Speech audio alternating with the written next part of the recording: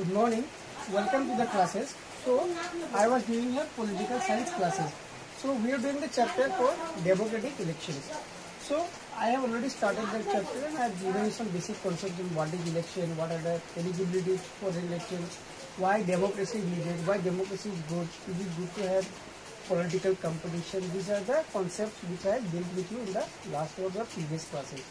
I hope the concept is very much clear to you. So coming to our next concept, let us see what is there in the chapter. Reserve constituencies. So what are constituencies? Already I taught you in my previous classes.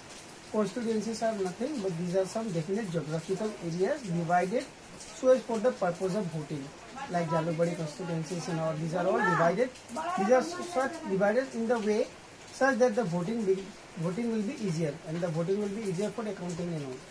So now coming for the reserve constituencies, people who belong to SC, that is scheduled caste.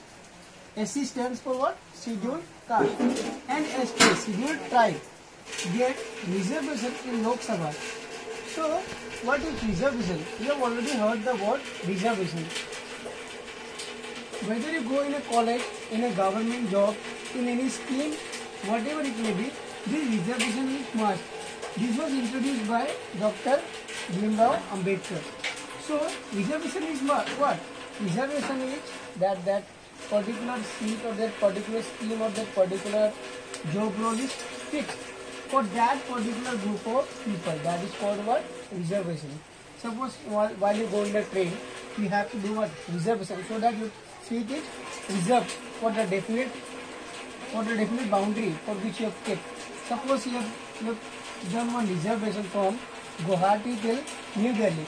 So in that particular train, your seat will be reserved that no one can sit on that particular seat at least on that particular day from Guwahati to Delhi. So here also the reservation is same. So what are the types of reservation given in constituencies? People who belong to SC and ST get reservation in Lok Sabha, the lower house of the parliament. Lok Sabha, always remember, Lok Sabha is known as the lower house and Rajya Sabha is known as the upper house.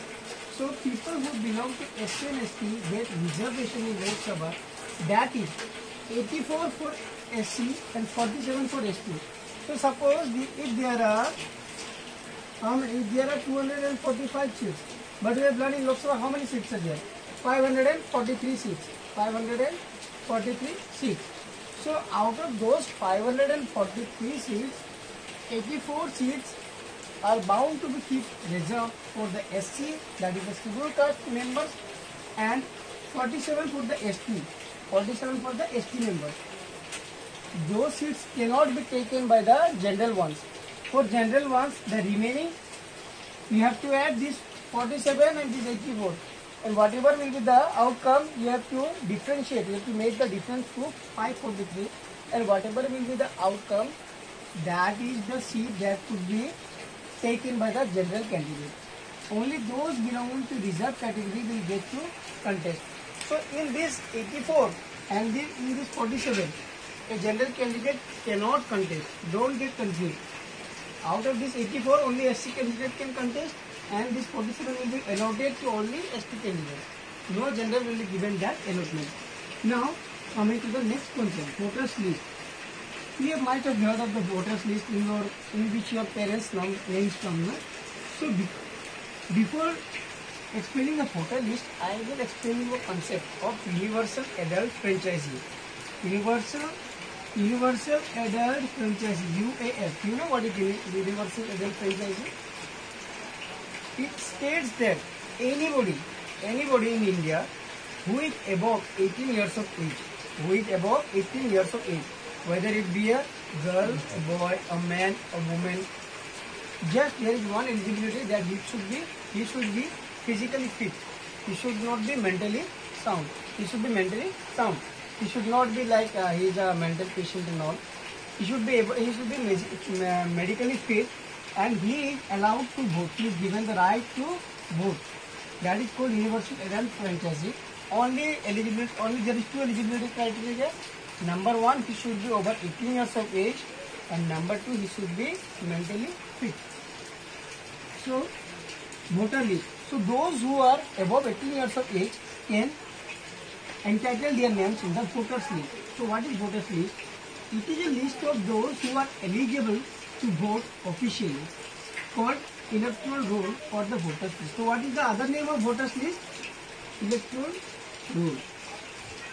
So voter list, what will the voter list contain? It will just contain the names of those who are eligible to vote. Every constituency has its unique voter list. Voters are required to carry EPIC. Now what is EPIC? It stands for Election Photo Identity Card. Okay? Election Photo Identity Card. You have to carry it when you go for voting now. Once you are above 18 years of age. Now nomination of candidates. How a candidate get to nominate? How he gets a ticket so that he can nominate himself to be a leader. Suppose if I want to be a minister, how can I nominate myself? To being a minister, it's not like that from today I am the minister, not like that. For that I have to contest the election. I have to go through the process of voting. Then you'll give, if I win in a majority in a vote, then only I will be able to become a minister. So nomination of candidates. Candidates should be minimum 25. The number one criteria is what? Candidates should be minimum 25. Suppose if my age is 24, I cannot contest. Minimum age should be 25. Secondly, he or she has to make a legal declaration. What is legal declaration? It's a statement stating, and in that legal declaration, he has to state that what are the serious criminal cases pending against him. So, always remember, those candidates who has serious criminal cases pending against them, they cannot contest for elections, neither they can apply for any government jobs and all. Okay.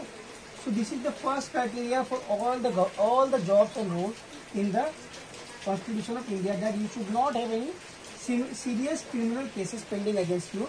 Even if you have to mention on that declaration once while you are contesting for elections. Secondly, you have to mention fully your details of assets and liabilities. Now what are assets and what are liabilities? These are the terms you will get in your higher classes. I will give you a short concept of assets and liabilities. Assets are some, you can say these are some financial property of yours which is fixed. This is fixed and it will not bring you any expenses in future. But liabilities are what? These are the types of type of financial properties which will bring you which might bring you some financial expenses, liability. For example, machine is an example of assets. Machine is an example of assets. You have land owned by you is an example of asset. It is fixed. Land will not bring you any expenses in the future.